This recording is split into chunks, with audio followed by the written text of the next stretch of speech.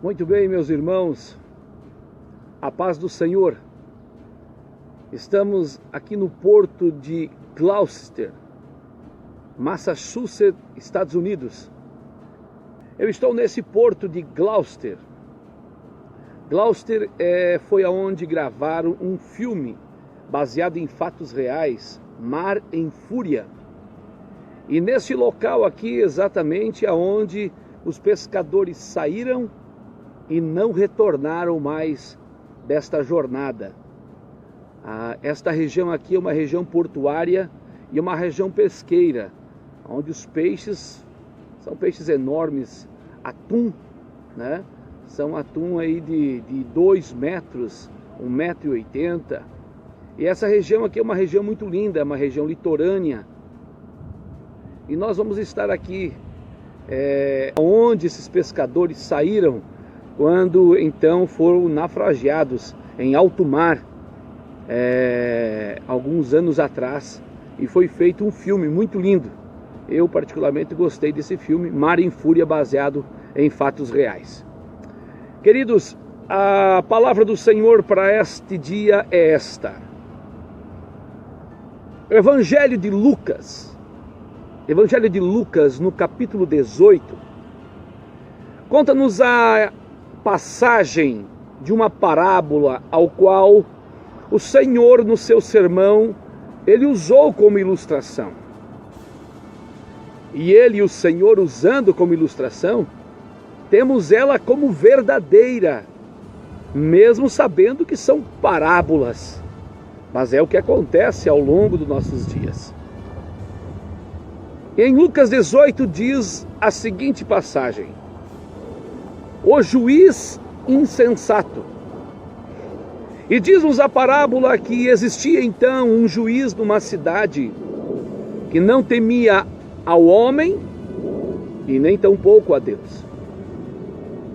Não acreditava no que o homem falava e não acreditava naquilo que Deus, ou seja, não acreditava que existia um Deus. Mas existia uma viúva que estava com uma causa para ser julgada por este juiz. E ela todos os dias, insistentemente e sem se cansar, ela ia ao encontro desse juiz, diz-nos o nosso Senhor. E o juiz então ele não queria nada com ela. Porém, um certo dia, ele disse: olha, de tanto esta viúva vir me incomodar, eu vou julgar a causa dela. E assim o fez e julgou. Assim é o nosso Senhor. Se este juiz, não sendo Deus e sendo homem, ele veio julgar uma causa pela insistência,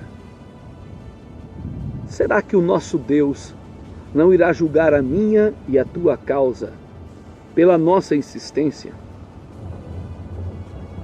Independente daquilo que você está precisando, e entenda que as nossas causas, elas não podem ser tão somente causas de cunho material e financeiro. Não. Em primeiro lugar, o próprio Cristo, ele sempre nos ensinou e disse: olha, busca em primeiro lugar o reino dos céus, e as demais coisas lhe sobrevirão.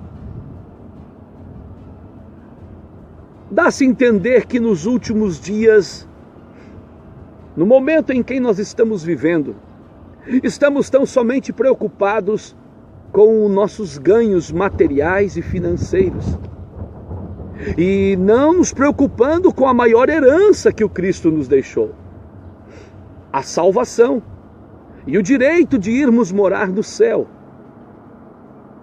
Estamos preocupados tão somente com os afazeres pessoais, se nós temos ou não temos.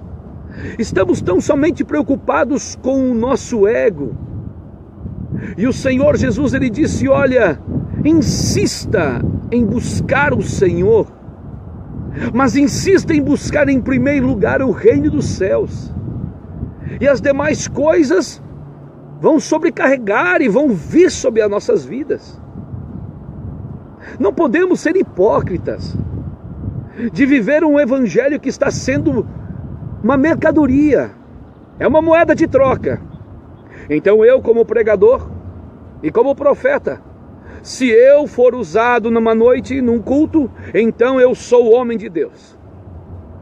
Se eu não for usado em termos de revelação, não, ele não é homem de Deus. Estamos vivendo momentos que, se não tiver profecias, mesmo que venha a ser da carne, parece que não existe mais adoração e louvor na casa do Senhor.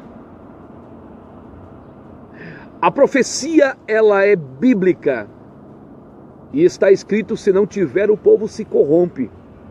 Porém, nos últimos momentos estamos vivendo a corrupção com a profecia. Porque é tão somente massagear o ego. Não é mais uma revelação da parte do Senhor. E o Senhor, ele disse: olha, busque em primeiro lugar o reino dos céus, e as demais coisas vão vir. Você não precisa correr atrás de profecia. Não precisa correr atrás de revelação. Não precisa correr atrás de uma manifestação de Deus. É tão somente dobrarmos o nosso joelho e clamarmos a Ele. É tão somente buscarmos ao Senhor enquanto há tempo. E o Senhor usou a ilustração do juiz insensato e disse: olha, se este juiz, que não acreditava em Deus e nem tampouco do homem, julgou a causa pela insistência de uma viúva, o próprio Deus, pela nossa insistência de nossas causas, também vai nos julgar. E segundo aquilo que está no nosso coração, Ele vai nos dar a vitória. Entenda que nada acontece sem a permissão do Senhor. E todas as coisas contribuem para o bem daqueles que amam e temem o Senhor. Entenda que não é porque Deus ainda não te deu a resposta, é porque tem um tempo determinado para as coisas. Há um tempo. Eclesiastes 3 diz que há um tempo. Você não pode comer uma espiga de milho se não foi lançado uma semente na água. Você não pode comer feijão ou arroz se a semente não foi jogada. Assim é a promessa do Senhor. Não há como nós colhermos as bênçãos do Senhor se nós não plantarmos. E eu não estou falando de ofertas materiais e financeiras de forma alguma, e quem me conhece sabe muito bem o que eu estou falando. Eu estou falando de plantar tesouro no céu, quando é para nós buscarmos a Ele de todo o nosso coração.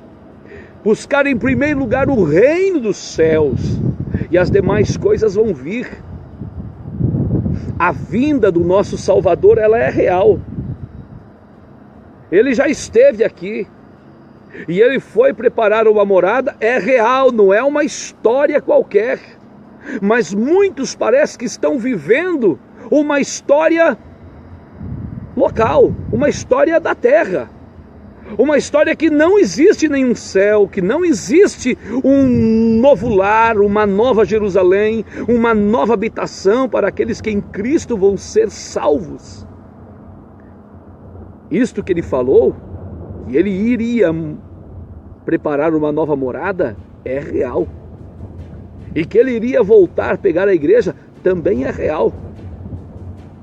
Ele é justo. Ele é justo. Ele conhece não somente a minha vida exterior, Ele conhece o meu interior.